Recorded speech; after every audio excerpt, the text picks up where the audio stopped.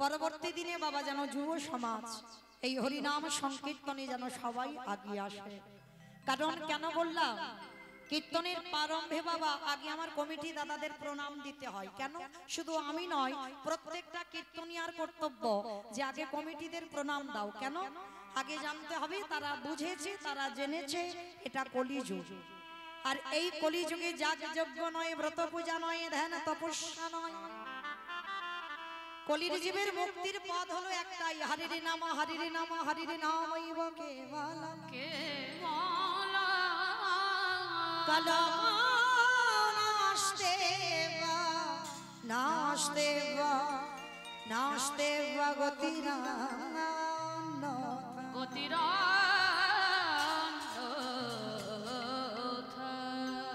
কলির মানুষের হরিনাম ছাড়া কোনো গতি নাই, কোনো গতি নাই, কোনো গতি নাই। একমাত্র ভব পারাপারের সম্বল হলো মা এই হরে কৃষ্ণ নাম, এই হরি নাম। আপনারা প্রশ্ন করবেন, মৌমিতা ও সব কীর্তনিয়া এসে বলে হরিনাম করো, হরিনাম শোনো, ভগবানের জন্য একাদশী করো, ভগবানের চরণে তুলসী দাও, ও সব কীর্তনিয়ারা বলে আর আপনারা শুনে বাড়িতে যাই।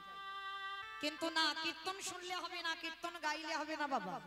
কীর্তন শুনবার আগে, গাওয়ার আগে একটু অনুভব করতে হবে, বিচার করতে হবে। যে জায়গাটা বসেছেন বাবা অনেক ধন্যাতি ধন্য জায়গা, পরীক্ষিত মহারাজের জায়গা, তাই না? আপনারা মনে মনে করছেন বাবা আমি উঁচুতে দাঁড়িয়ে আছি, কিন্তু আদৌ নয়। আপনারা উঁচুতে বসে আছেন, আমি নিচুতে দাঁড়িয়ে আছি। কারণ যারা শাস্ত্র জ্ঞানী, যারা তত্ত্ব জ্ঞানী, তারা জানবেন নববিধা ভক্তিতে আগেই বলছে শ্রবণং, পরেই বলছে কীর্তন। কই আগে তো বলেনি যে আগে কীর্তন গাও তারপরে শোনো, আগে বলছে শ্রবণ তারপরে বলছে কীর্তন। তাহলে আগে আপনাদের জায়গাটা উঁচু, আমার জায়গাটা নিচু। তাহলে এইটা যেটা চোখে দেখছো বাবা সব দেখাটা ঠিক নয়, একটু অনুভব করতে হবে। কীর্তন শুনতে যখন বসেছি, এই যে কীর্তনিয়ারা বলছে বাবা হরিনাম ছাড়া মানুষের রাস্তা নাই, একটু ভালো করে বাস্তবের সঙ্গে মিলিয়ে দেখেন তো, হরিনাম ছাড়া মানুষের কোনো গতি আছে বা কোনো রাস্তা আছে? যদি থাকতো বাবা, যে যত বড় ধনী হোক না কেন, যার যত টাকা থাকুক না কেন, যার যত অর্থ থাকুক না কেন, কেউ যদি সারা জীবনটা দিল্লি বোম্বেও কাটিয়ে দেয়, মনে রেখো শেষের দিনে তোমার এরা আপন কেউ নয়। এইটা যে যত তাড়াতাড়ি জানতে পারবে বাবা, তত তাড়াতাড়ি তার লাভ হবে। এ যাদের আগলে বসে আছো না, ছেলে আমার, মেয়ে আমার, জায়গায় আমার, জমি আমার, বিষয় আমার, বৈভব আমার, ওই যতই আমারে আমারে করো না কেন,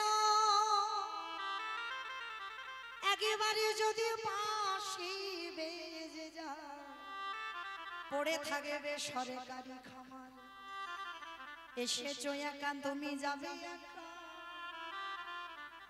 যেদিন এসেছিলে তুমি কাউকে সঙ্গে আনোনি, যেদিনে তুমি ঘরে যাবে সেদিনে কাউকে সঙ্গে নিয়ে যাবে না। যতই আগলে বসো না কেন, কেউ তোমার নয়, সব দুদিনে। অভিনয় যখন শেষ, তাকে এই নাটকের মঞ্চ থেকে চলে যেতেই হবে। তাহলে সবাই দুদিনের জন্য এলাম, কিন্তু বাবা সেই দুদিনের জন্য এসে আগলে বসে রইলাম, ভুলে গেলাম আমাদের ঘরে ফিরতে হবে। সবাই কিন্তু ভুলে গেছে মাঝে আমার ঘরে যেতে হবে। কারণ এই যে আনন্দের হাটে বসেছো, সব ভুলে গেছো যে আমার বাঁশি বেজেছে, এবার আমায় যেতে হবে। পরবর্তী বেলা দেখবেন বাবা সূর্য যখন ডুবে যায়, সূর্যের রং লাল হয়ে যায়, যাই না? সূর্যের রং লাল টুকটুকে হয়ে যায়, আর দেহের দিকে তাকিয়ে দেখেন বাবা রং লেগে গেছে। একটা একটা করে দাঁত পড়তে শুরু করেছে, একটু একটু করে চামড়া আলগা দিচ্ছে, একটা দুটো করে চুল পাক ধরছে। আর এই কালার যতই করো না কেন তুমি ধরে রাখতে পারবে না। কারণ পরবর্তী বেলা দেখেন, সকাল বেলা হলো রসদ গান, তারপরে হলো পূর্ব গোষ্ঠ গোবিন্দ গোষ্ঠী গেল, তারপরে গাইল কি সূর্য পূজা।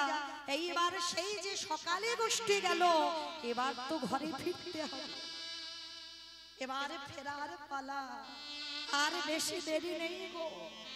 সারাদিন আমরা প্রত্যেকে বলে এসেছিলাম কৃষ্ণ ভজিবারে তরে সংসারে আয়ন, সংসারে আয়ন, ওগো মিছে মায়ায় বত হয়ে বৃক্ষ সম হইল, বৃক্ষ সম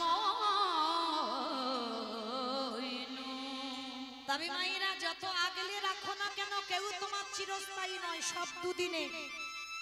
আর জানি না বাবা আপনাদের এই নদিয়া জেলায় নিয়মটা আছে কিনা, তবে আমার দক্ষিণ 24 পরগনা ডায়মন্ড হারবারের নিয়মটা আছে, মানুষ মরে গেলে কিছু দাও বা না দাও বাবা, যে বড় লোক হবে আর গরিব হোক, মৃত্যুর পর দুটো জিনিস তাকে ভাড়া করতে হয়, একটা হলো খোল আর একটা হলো করতা। কি মাইরা আপনাদের এই গ্রামে আছে নিয়মটা? মানুষ মরে গেলে বলে বলো হরি হরি বলো হরি হরি আছে। বাহ, তাহলে একটু বুঝতে সুবিধা হয়। আমার ডায়মন্ড হারবার এলাকায়ও আছে, ও সে গরিব হলেও খোল করতাল বাজাবে আর বড় লোক হলেও খোল করতাল বাজাবে। কিন্তু কেন এই জায়গাটা বাস্তবের সঙ্গে মেলাতে হবে, কেন খোল করতাল বাজাবো? ঠাকুর বিসর্জন করতে যাচ্ছি, বড় বড় ডিজে বক্স বাজছে।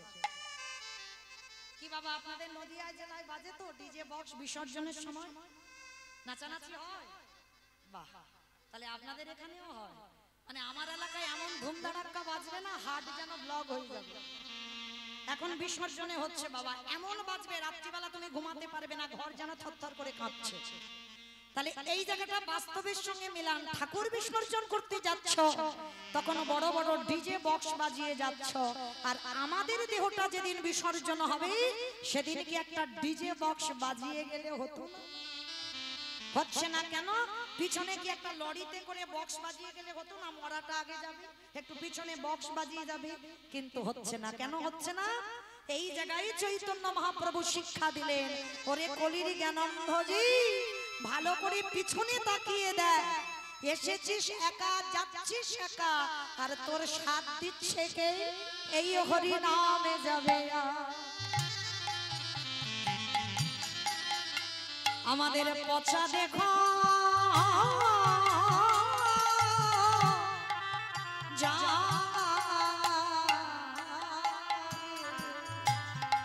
যেদিন তুমি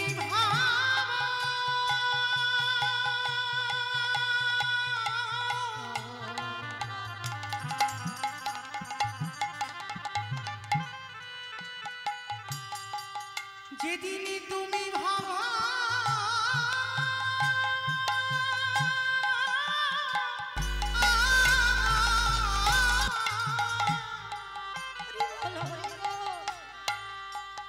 যেদিন তুমি ভাবা ওই ভাব পারে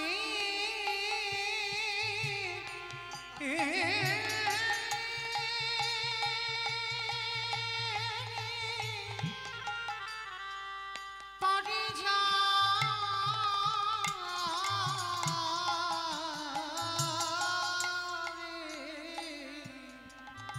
সেই দিন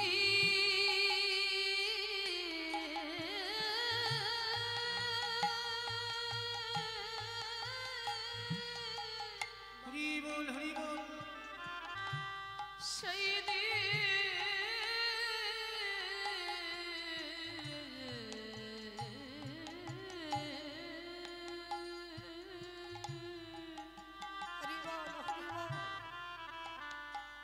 সেই দিনে নামে যাবে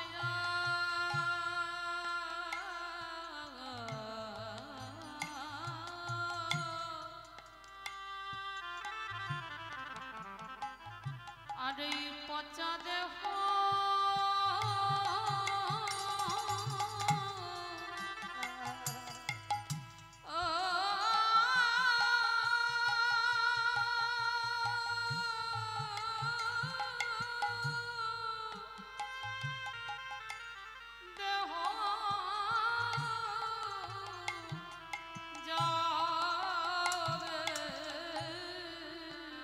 অগই আমাদের আশা যাওয়া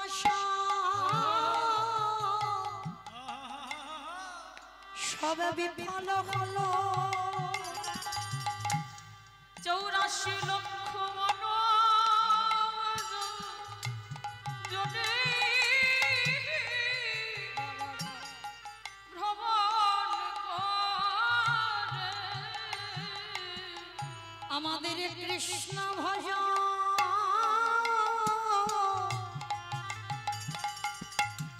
ভজন হলো না গো। কত কঠিন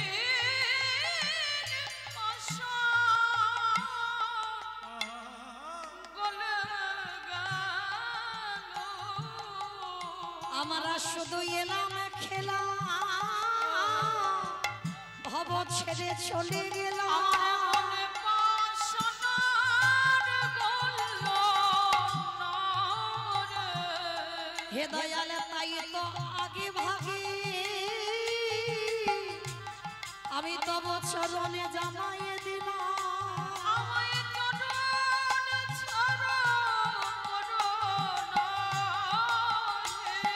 তোমার ওই চরণে আমি সব সুখী। আমার মান বলা হয় বাবা। আমাকে যেন চরণে ছাড়া করো না খে। শুধু এ জন্মে নয়, জন্মে জন্মে আমার জাতি কুল মান সব সপেছি। নিবেদন করে ওহি চরণে জানাই রাখি, একেবারে হরি বলে কাঁদলাম না যেন রে। চরণে ছাড়া কোনো নহে। মুখে হরি হরি বলে যেন চরণে ছাড়া ওই কোনো নহে। প্রেমানন্দে বাহু তুলে সেদিনে নামে যাবে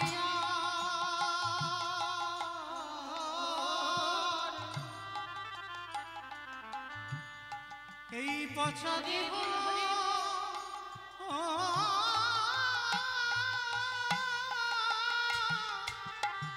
দেহ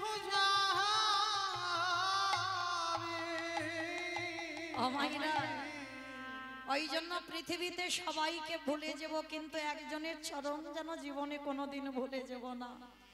যেটা হলো আমার গৌর গোবিন্দের রাতুল চরণ।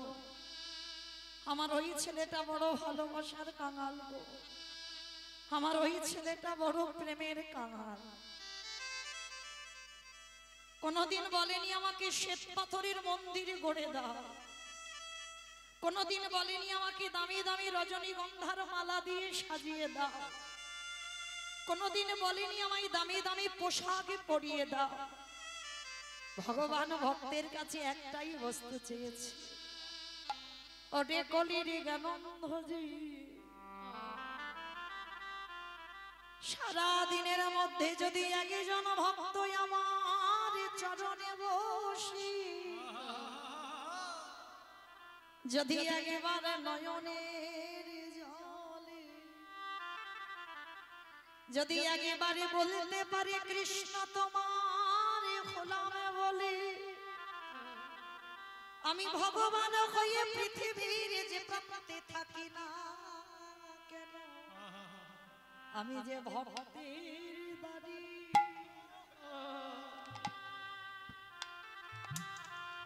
हमारे दयाल छुटे ए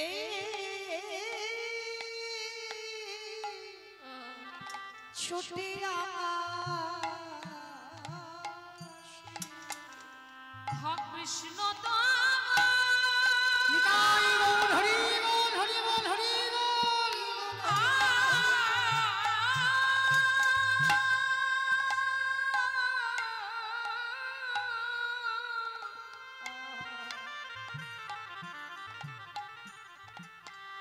হা কৃষ্ণ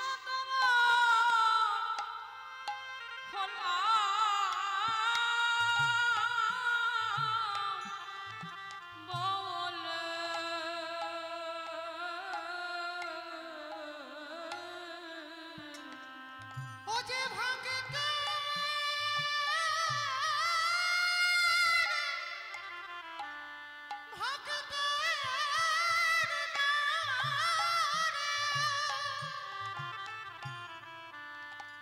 দরে দয়ালে ছুটি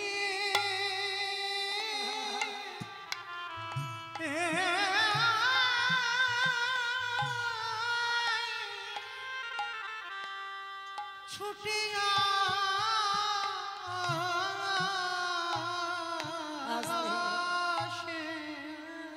যদি বলেন বাবা এত বড় কথা বললাম, আমার ভগবানের মতো কেউ তোমায় ভালোবাসে না।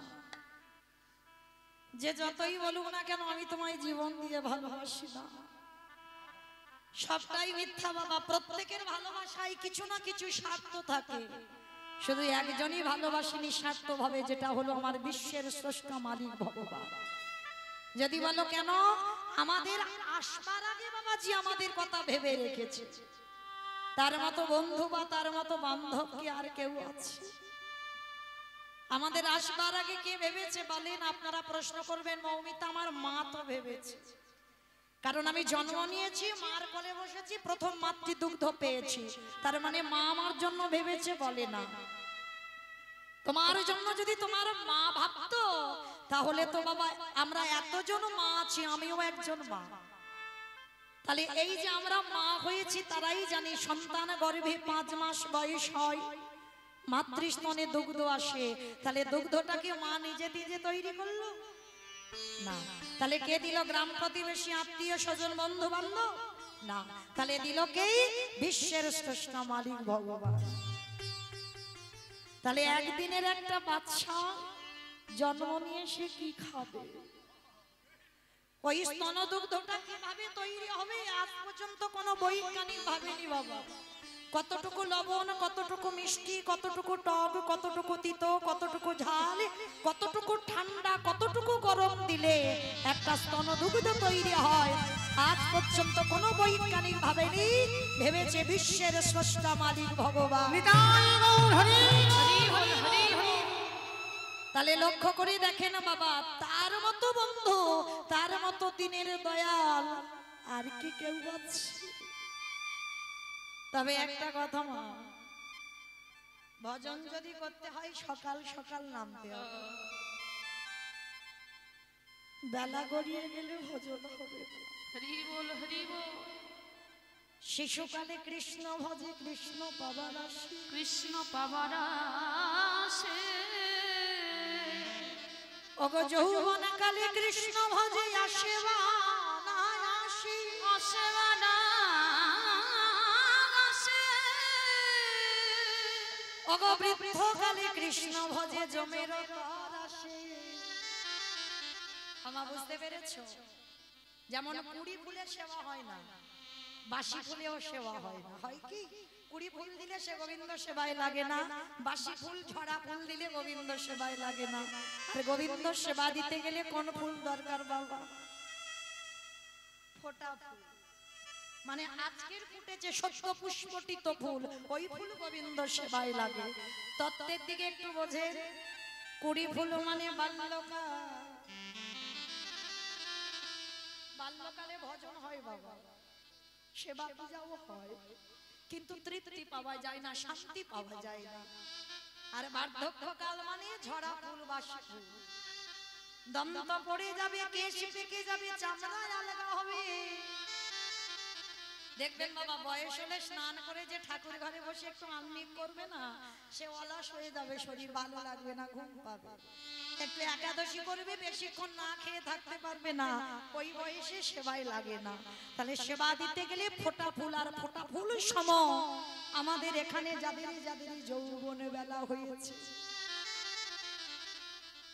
এই যৌবন কালে গোবিন্দ বড় ভালোবাসে। যার জন্য বাবা যেদিন আমার গোবিন্দ বৃন্দাবন ছেড়ে মথুরায় চলে গেল, রাধা রানী বলেছিল, ললিতা রে, আমার গোবিন্দ ব্রজ ছেড়ে যে মথুরায় চলে গেল, যেদিন আমার গোবিন্দ মথুরা থেকে ব্রজে ফিরবে, সেদিনে যদি আমার দেহে যৌবন না থাকে, বলে বলে কি দিয়ে গোবিন্দ আমি সেবা দিব? আমার এই দেহ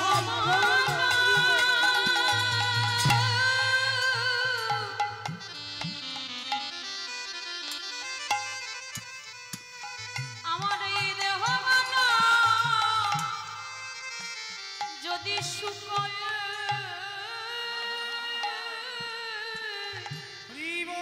গেল,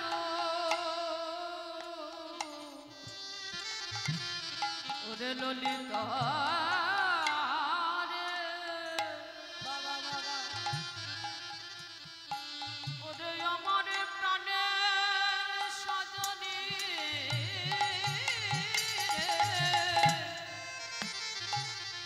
সজনে ওরে ললিতা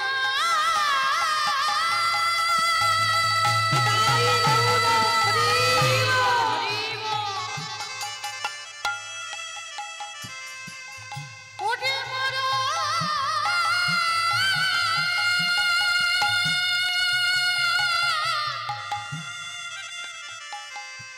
সখী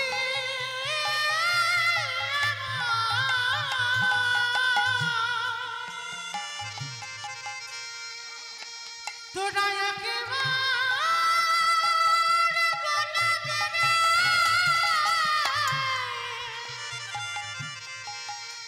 যেদিনে আমার গোবিন্দ ফিরে আসবে ওরে এই দেহে যদি যৌবন না থাকে একেবারে বলে দে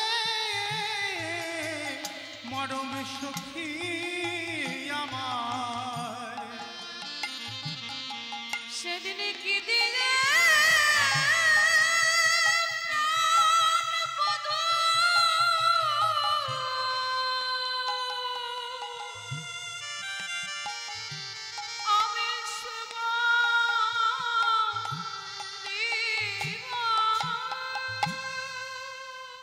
তাহলে মায়েরা সেবা দিতে গেলে যৌবন কালে দিতে হবে।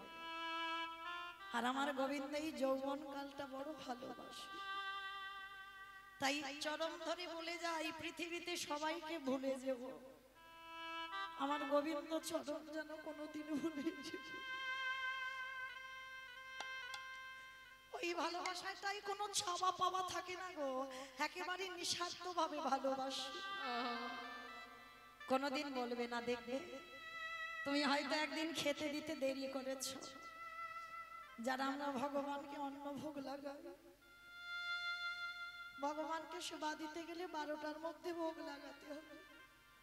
একদিন তুমি সংসারের কর্মতে একটু দেরি হয়েছে, কই কোনোদিন বলতে শুনেছো ভগবান এসে বলেছে এত দেরি করলি কেন?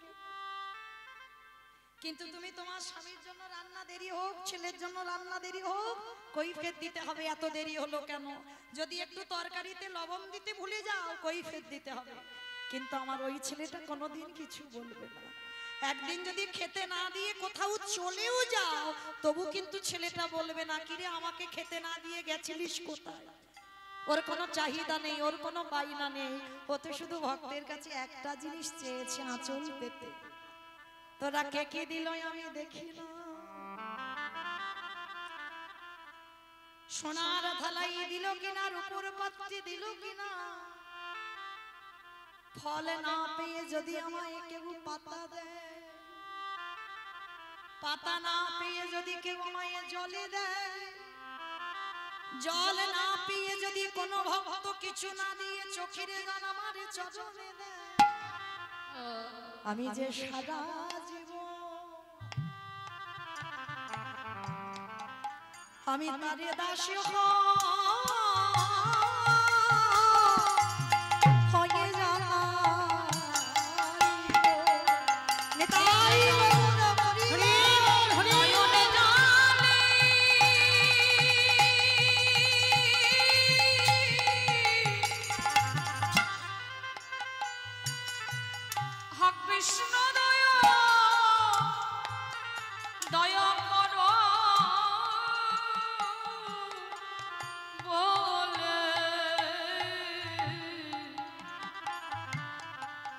হয়ে যাই সারা জীবন সেই ভক্তের দাস হইব। আমাইরা আমরা ভালোবাসতে পারি না, ডাকতে পারি না, তাই তো আসে না, তাই না? ভালোবাসাটা শিখতে হবে। এই যে আমার আগের কীর্তনিয়া গেয়ে গেল না, ভগবানের বন্ধু ছিল মধুমঙ্গল। এই মধুমঙ্গলের একটা নাম হচ্ছে বটু। আর এই মধুমঙ্গল কলিযুগে কে জানো? মহাপ্রভুর আর একজন পার্ষদ, যার নাম হলো শ্রীধর পণ্ডিত। দাপর যুগে ভগবান সেই যে অন্ন ভিক্ষা, যখন দুপুরবেলা লীলাটা হয় অন্ন ভিক্ষা, সেই জাগতিক প্রতিনিধির কাছ থেকে অন্ন এনে মধুমঙ্গলকে খাইয়েছিল। ব্রজগোপীদের ঘর থেকে চুরি করে সখাগণকে বন্ধুদের খাইয়েছিল। আর সেই মধুমঙ্গল কলিকালে হয়েছে শ্রীধর পণ্ডিত। অমাইরা কেমন ভক্ত জানো আপনারা? আমরা তো অনেক ধনী গো।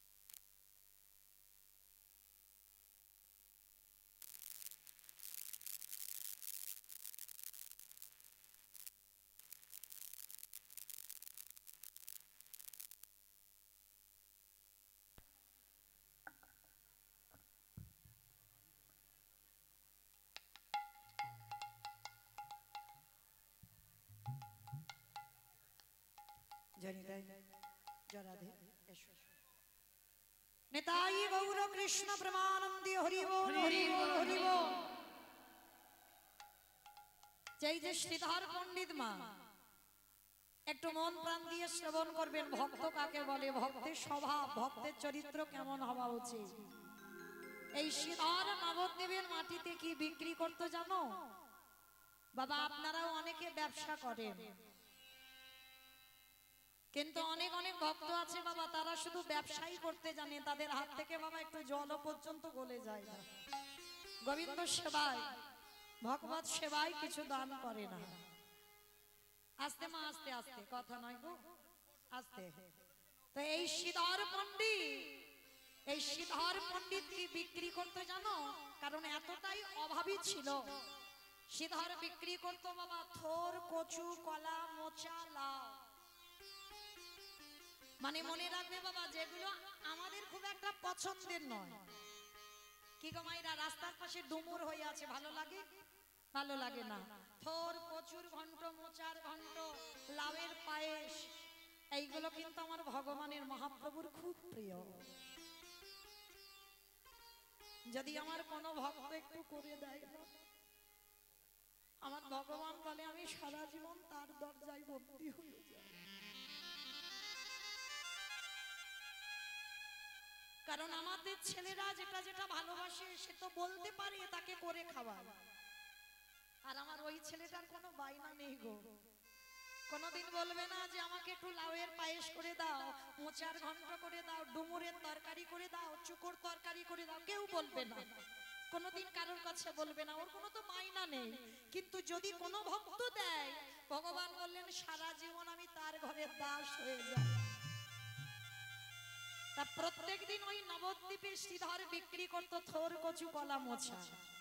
আর নিমাই প্রতিদিন বাজারের ব্যাগ নিয়ে ওই শ্রীধরের কাছ থেকে ওই থোর, কচু, কলা, মোচা গুলো কিনে আনত। প্রতিদিন কিনে আনে, কিন্তু একদিনও পয়সা দেয় না। একদিন আমার শ্রীধর পিছন থেকে ডাকছে, নিমাই, অনিমাই, রোজ রোজ তুই শুধু বাজার করে নিয়ে চলে যাস, আরে কোনদিন তো আমার পয়সা দিস না। আরে তুই যদি সবকিছু কিনে নিয়ে যাস আর পয়সা যদি না দিস, আমার সংসারটা চলবে কি করে? কিছু তো আমায় দে। হাই রে, যার একটা ইচ্ছাতে জগতে চলে, যে মনে করলে একটা সেকেন্ডে পৃথিবীটাকে লয় প্রলয় করে দিতে পারে, তারই কাছে আজকে শ্রীধর পয়সা চাইছে। মহাপ্রভু বলছে, শ্রীধর আজকে আমি দেব না, তবে আমি কথা দিচ্ছি এই এতদিন যে তোর কাছে বাজার করে খাচ্ছি না, সময় হলে আমি ঠিক সময় মতো আমি তোকে গুছিয়ে দেব। তো সেই দিন থেকে শ্রীধর আর কোনোদিন কিছু চাই না, কারণ নিমাই বলেছে সময় হলে পয়সা দিয়ে দেবে, চাইতে হবে না। তারপরেই তো নিমাই 24 বছর বয়সে সন্ন্যাসী হলো। আর মহাপ্রভুর অন্তিম সময়টা ছিল জগন্নাথ ধাম, পুরী ধাম, লীলাচল। আজও বাবা নবদ্বীপের নদিয়ার মানুষরা বিশ্বাস করে যে আমার আজও নিমাই পুরী ধামে আছে। আমরা পতিত গো বাবা, আপনারা বড় ধন্যাদি ধন্য মানুষ। যে মাটিতে আমার প্রভু এসেছে সেই মাটিতে আপনাদের জন্ম হয়েছে।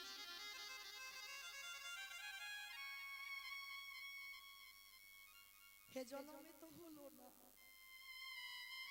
আবার যদি কোনোদিন পরবর্তী দিনে জন্ম হয়, আশীর্বাদ করেন যেন আপনাদের মতো ভক্ত হয়ে নদীয়ার মাটিতে আসতে পারি। নিতাই গৌর হরি হরি বল হরি বল। তোমার শ্রীধর যখনই শুনেছে নিমাই সন্ন্যাসের পরে পুরী ধামে আছে, আর পুরী ধামে কিছুদিন কাটাবার পর নিমাই সিদ্ধান্ত নিয়েছিল বাবা বৃন্দাবন যাত্রা করবে। আর যখনই বৃন্দাবন যাত্রা করবে খবর দিয়েছিল নদিয়ার মানুষকে যে নদিয়াবাসী তোমরা সবাই একবার করে আমাকে দেখে যেও, আমি বৃন্দাবন যাত্রা করব। তা যখন খবর পেয়েছে নবদ্বীপবাসীরা, নদিয়াবাসীরা নিমাই যেটা যেটা খেতে ভালোবাসে সবাই বাবা তৈরি করে নিমাইয়ের জন্য নিয়ে যাচ্ছে। খবর পেয়েছিল শ্রীধর। শ্রীধর যখন খবর পেয়েছে, কিন্তু নিয়ে যাবে কি গো, ঘরে তো কিছু নেই। নিমাই যেটা যেটা ভালোবাসে সবাই নিয়ে যাচ্ছে, কিন্তু শ্রীধরের ঘরে কিছু নেই। মনে মনে ভাবছে আমি কি বানিয়ে যাব, আমি যে বড় দিনহীন পথের ভিখারি কাঙাল। আর চিন্তা করতে করতে বাবা কি করেছে জানো, ওই ঘরে একটা কলা গাছে মোচা হয়ে আছে। অমাইরা মোচা চেনো তো, একটা মোচা হয়ে আছে। মোচাটাকে পেরেছে, কিন্তু যারা যারা আমরা মোচা রান্না করতে জানি বাবা অনেক টাইম লাগে। ও মোচাটা যে বটি দিয়ে কাটবে অনেক সময় লাগবে। তা শ্রীধর মনে মনে করছি এত সময় আমি কি করে দেব, আর তার মধ্যে যদি আমার প্রভু চলে যায়, ওই বৃন্দাবন যাত্রা করে নাই, তাহলে তো আমার এই মোচাটার খাওয়া হবে না। তা ওই শ্রীধর কি করেছে, মোচাটাকে গাছ থেকে পেড়ে ওই কাঁচা মোচাটা নিয়ে ছুটেছে পুরী ধাম, জগন্নাথ ধাম।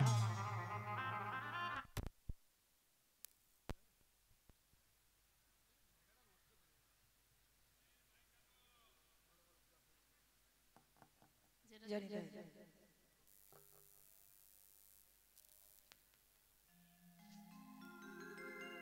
নিতাই গৌর প্রেমানন্দে হরি বল হরি বল হরি বল। শ্রীধর মোচাটা নিয়ে ছুটতে ছুটতে যাচ্ছে পুরী ধাম, জগন্নাথ ধাম। মায়েরা ঠিক আজকে আমি যেমন কীর্তন গাইছি, মহাপ্রভু এইরকম পুরী ধামে বসে আছে। হাজার হাজার ভক্ত, লাখ লাখ ভক্ত সবাই দাঁড়িয়ে আছে, প্রভুকে দর্শন করবে। আর প্রভুর জন্য সবাই এনেছে প্রভুকে খাওয়াবে বলে। তা সবাই যখন দাঁড়িয়ে দাঁড়িয়ে আছে সারি সারি ভাবে, শ্রীধর বড় দিনহীন পথের ভিখারি কাঙাল। আর দেখবেন বাবা যারা প্রকৃত ভক্ত হয় তারা একটু নিরজন জায়গা পছন্দ করে, তারা খুব গন্ডগোল জায়গা, হইচই জায়গা পছন্দ করে না। ভক্ত যারা হবে দেখবেন নিরজনে বসে বসে শুধু নয়ন জলে মুখ ভাসিয়ে থাকে, তাদের মুখের কোনো ভাষা থাকে না। তো শ্রীধর সবার পিছনে দাঁড়িয়ে ওই মোচাটাকে পুটলিটা ভালো করে বুকে করে নিয়ে কাঁদছে। আর অন্যান্য ভক্তরা সব ভালো ভালো খাবার এনেছে, নিমাইকে দিচ্ছে। অত সোজা নয়। আস্তে মা, আস্তে, ঝগড়া করো না মা, ঝগড়া করো না, একটু আস্তে। এখানে এসে যদি গন্ডগোল হয় সব তো বিফল হয়ে যাবে গো। হবে জায়গা গো, চলে তো যেতে হবে, সন্ধ্যা হয়ে গেল, বাঁশি বাজলো বলে কথা, ঝগড়াঝাটি একটু মেলামেশা করে বসো। শ্রীধর সবার পিছনে দাঁড়িয়ে আছে আর সবাই ভালো ভালো খাবার দিচ্ছে। আমার প্রভু নিতাই চাঁদকে ডেকেছে, দাদা যাও তুমি সবার পিছনে গিয়ে দেখো আমার এক ভক্ত বসে বসে খাচ্ছে, যাও তুমি একবার গিয়ে আমার দাদাকে একবার, ওই দাদা তুমি গিয়ে দেখো পিছনে একজন ভক্ত আছে। তো নিতাই চাঁদ সবাইকে সরিয়ে ছুটে গেল আর ছুটে গিয়ে দেখছে বাবা সবার পিছনে একজন কাঙাল ভক্ত, পরনে দামি কোনো পোশাক নেই, একজন কাঙাল ভক্ত বসে বসে একটা পুডলি বুকে নিয়ে কাঁদছে। আর যখনই পুটলিটা বুকে নিয়ে কাঁদছে, নিতাই চাঁদ গিয়ে বলছে, শ্রীধর শ্রীধর আমার ভাই তোমায় ডেকেছে। যেই না বলেছে আমার ভাই ডেকেছে, শ্রীধর চমকে উঠেছে, আমার প্রভু ডেকেছে, আমায় ডেকেছে। হ্যাঁ গো, প্রভু তো বললো আমাকে যে পিছনে একজন ভক্ত বসে আছে তাকে ডেকে দাও, ওই জন্য তো এলাম, আমার ভাই তোমায় ডেকেছে। হাজার হাজার ভক্ত আছে তার মধ্যে দিয়ে বলছে সরে যাও সরে যাও। শ্রীধর সবার মাঝখান থেকে প্রভুর চরণে গিয়ে একেবারে আছাড় খেয়ে পড়েছে।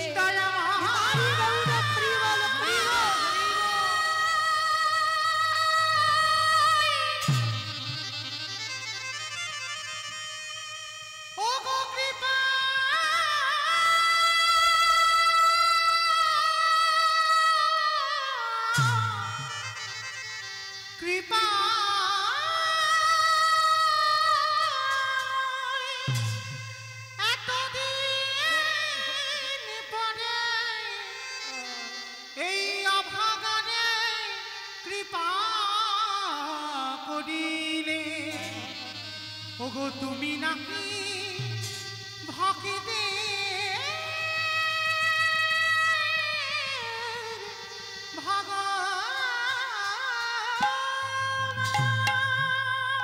যেই না গৌর হরি বলে চরণে আছাড় খেয়ে পড়ল। কে কে? ভক্তের চোখের জল আমার মহাপ্রভুর চরণে। কে তুই? ও শ্রীধর। হ্যাঁ রে, সবাই আমার জন্য খাবার এনেছি, তুই আমার জন্য কিছু আনিস? পুটলিটা লোকাচ্ছে না গৌরী, তুমি তো ভালো করে জানতে, যখন আমি নবদ্বীপে বিক্রি করতাম থোর কচু কলা, তুমি তো আমার কাছ থেকে বাজার করতে বলো, আমার তো কিছু নেই তোমাকে দেওয়ার মতো। শ্রীধর কি লুকাচ্ছিস? পুটলিটা লুকিয়ে নিচ্ছে, প্রভুকে দেখাবে না। কই দেখি তো কি লুকাচ্ছিস? না গৌরী, এটাই কিচ্ছু নেই। আচ্ছা, না থাকলে তুই লুকাবি কেন রে? এত ভক্ত থাকা সত্ত্বেও আমি তোকে ডেকে পাঠিয়েছি, দেখি ওর ভিতরে কি আছে। জোর করে মহাপ্রভু আমার পুটলিটা টেনে নিয়েছে, আর নিয়ে বাবা যেই না প্রভু আমার পুটলিটা খুলেছে, দেখেন একটা কাঁচা মোচা এনেছে। সবাই প্রভুকে খাবারও বলে রান্না করে এনেছে, আর শ্রীধর একটা কাঁচা মোচা এনেছে।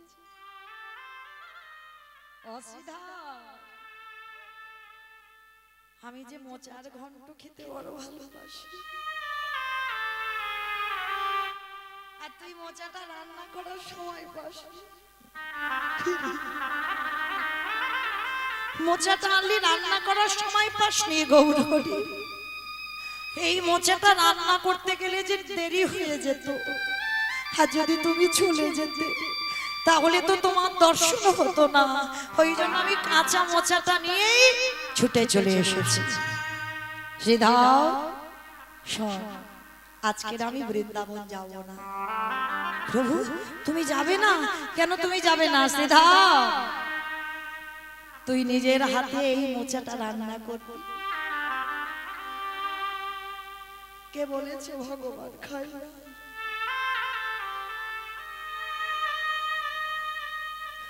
অনেক ভক্ত বলে ভগবান নাকি খায় না।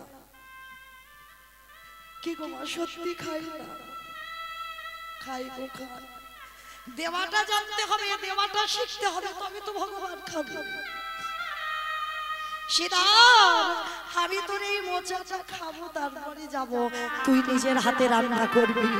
গৌরহরি, তাহলে আমি কথা দিলাম, আমি এই মোচা নিজের হাতে রন্ধন করে আমি তোমার সেবায় লাগাবো। আমি ভক্ত বল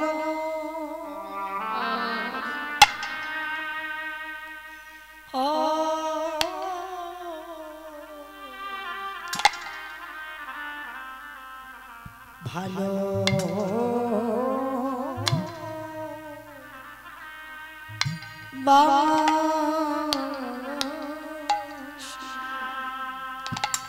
আমি যে ভক্ত বড়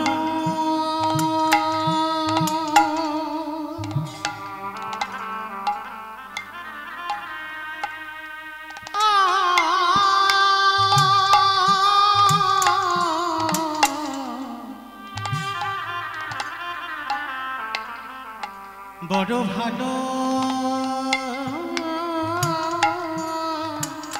বাসি, তাই তো যুগে যুগে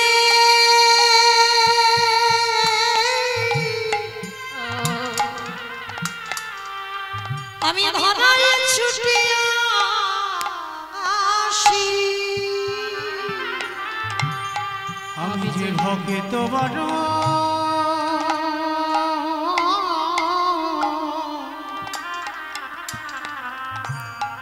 ভালো